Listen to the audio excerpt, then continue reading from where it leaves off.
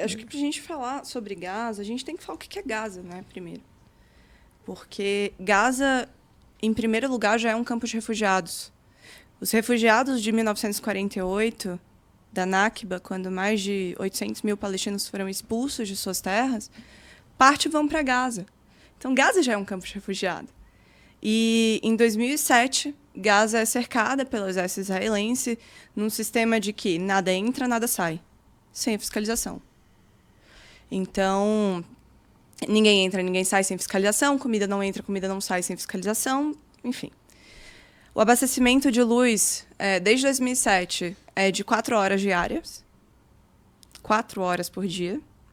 O abastecimento de água é extremamente precário, porque 96% das fontes de água da região são impróprias para consumo. 47% da população de Gaza tem até 17 anos, então olha a expectativa de vida dessa população. Terrível.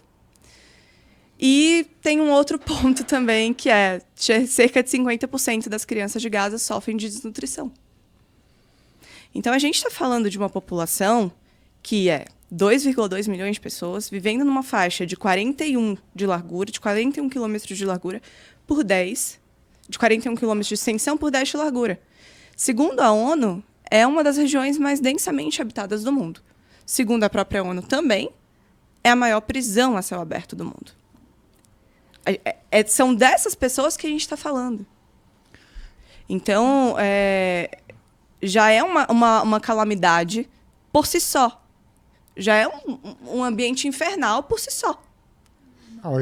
O desespero, o impacto psicológico, né, sobre as pessoas que vivem ali, sobre o jovem, falta de perspectiva. 80% da população depende de alguma ajuda da Agência das Nações Unidas para os refugiados palestinos. Então, assim, é um desespero realmente muito profundo, né? Essa vivência.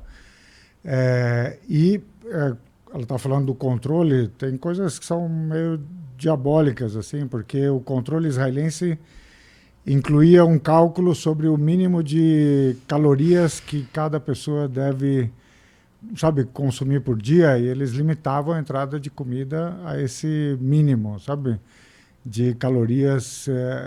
Então, realmente é uma operação muito...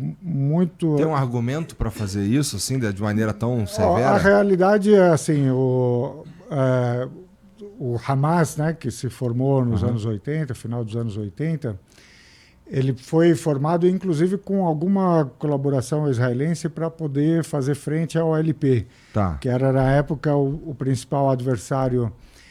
Quando a OLP fez o acordo de Oslo e passou a acreditar que o acordo daria em um Estado, né, e que Israel cumpriria isso, o Hamas e outros grupos de resistência se mantiveram na ideia de que não tinha acordo com Israel, né? Só que...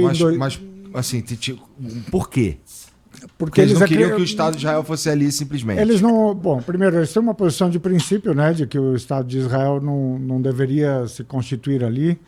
Aqui há sempre uma questão, né? O problema não é estritamente com o judaísmo ou com os judeus, é com a figura do Estado de Israel. E eles não acreditavam que os israelenses e os americanos cumpririam as promessas, como de fato não cumpriram. Em 2005, eles ganharam a eleição geral palestina, e formaram um governo, digamos, de coalizão com a autoridade palestina. Mas conseguiram governar menos de 2 anos, porque os Estados Unidos forçaram uma espécie de golpe de Estado. E houve quase que uma guerra civil entre eles, e o Hamas ficou isolado em Gaza, né? Ele, digamos, dominava em Gaza, e na Cisjordânia ficou a autoridade palestina. Então, o fato da resistência estar em Gaza, e ela ser muito populosa, né, muito concentrada, os israelenses disseram, vamos sair, não vamos dominar isso daqui diretamente, mas vamos controlar todo o entorno, o mar, o ar, quer dizer, transformaram numa prisão, né? E esse é o regime que vige desde 2008, esse isolamento absoluto, né? Que traz esse desespero.